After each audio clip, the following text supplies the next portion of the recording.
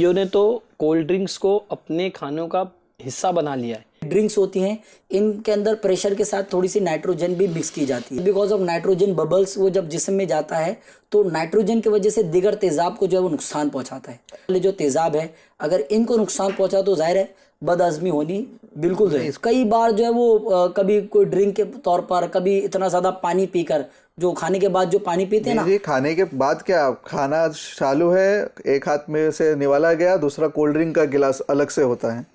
तो उसका ये एक बड़ा मसला ये है कि अब वो पेट में ऑलरेडी एसिड मौजूद है, ऐसा बेस मौजूद है, इसी तरह से बाइल डक्ट मौजूद है, पैंक्रियास से आने वाला जूस मौजूद है।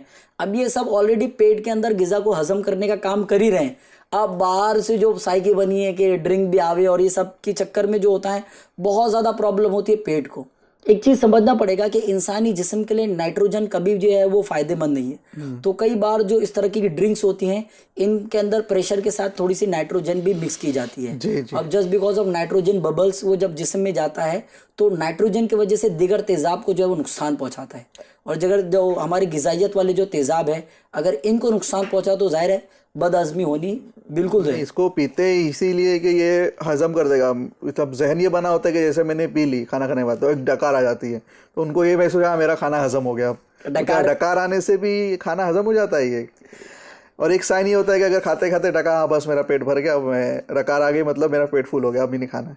अच्छा, कि कईयों ने तो कोल्ड ड्रिंक्स को अपने खानों का हिस्सा बना लिया है, यानी उसके बगैर उनका खाना गले के नीचे से उतरता ही नहीं।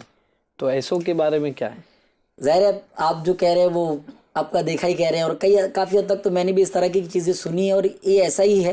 मैंने बार बार इस चीज़ को क्या ट्रेंड हम खुद सेट करते हैं। एक कंप्लीट निज़ाम अल्हम्दुलिल्लाह अज़्ज़ा वजल हमें दिया है। तो हमारे जिस्म में ऑलरेडी हाइड्रोक्लोरिक एसिड है, हमारे जिस्म में ऑलरेडी इस तरह के एसिड्स हैं, इस तरह के बैक्टीरियाज हैं जो कि हमारे खाने को हजम करने के लिए यूजफुल माइक्रोब्स के ये वो होते हैं जो कि हमारे जिस्म में खाने को हजम करने का काम करते हैं। इसी तरह से फूड में भी कुछ इस तरह के यूजफुल माइक्रोब्स होते हैं।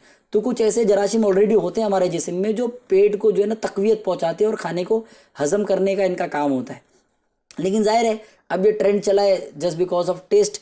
तो अब जब ये चला है तो कई बार इसकी वजह से जो है वो इस तरह की ड्रिंक्स ली जाती हैं और ये ड्रिंक प्रॉब्लम देते हैं हमारे यूजफुल माइक्रोब्स को। किसी भी चाहे वो सॉफ्ट ड्रिंक के नाम पर हो तो ये कहीं ना कहीं हमारे माइक्रोब्स को ख़राब कर देते हैं, माइक्रोब्स को जो है वो ख़त्म कर देते हैं। कोल्ड ड्रिंक्स को फिर रिप्लेस किया जाए छाछ या दही ये सब चीज़ से तो वो बेटर रहेगा और हमारे हेल्थ को वो फ़ायदा भी करेगा। देख लिया जाए वैसे तो मैं एग्री करता हूँ, यानी कोल्ड ड्रिंक का रिप्लेसमेंट तो हो सकता है, लेकिन मेरा ऐसा जहन है कि आप इस कॉन्सेप्ट को निकाल दें कि खाने के साथ कुछ ना कुछ इस तरह का चाहिए। छाछ पी जा सकती है, बहुत अच्छी चीज़ होती है क्योंकि इसके अंदर ऑलरेडी चूँकि ये बनती दूध से है तो इसमें हायर लैक्टोज होता है और लैक्टोज और इसके अंदर का जो प्रोटीन होता है ये सॉफ्ट प्रोटीन होता है, यानी अमीनो एसिड के फॉर्म में होता है। तो यूँ तो अल्हम्दुलिल्लाह अज़्ज़ा वजल जो है भी बहुत अच्छा और जिस्म को जो है वो बिल्कुल डाइजेस्ट करने के लिए अच्छा ही है, फ़ायदा ही देगा। चाहे आप दही खा लें, चाहे इस तरह की छाछ खा लें, इस तरह की चीज़ें होनी चाहिए। लेकिन इस तरह की सॉफ्ट ड्रिंक का जहन ना बना जाए, ना इस तरह का कोई माइंड सेट किया जाए कि खाने के साथ ये सारी चीज़ें नेसेसरी है। ये खाने का अहम जुज़ नहीं है, लेकिन खाने के साथ इस तरह की हल्की फुल्की चीज़ें खाई जा सकती है ताकि पेट को थोड़ा आराम मिले।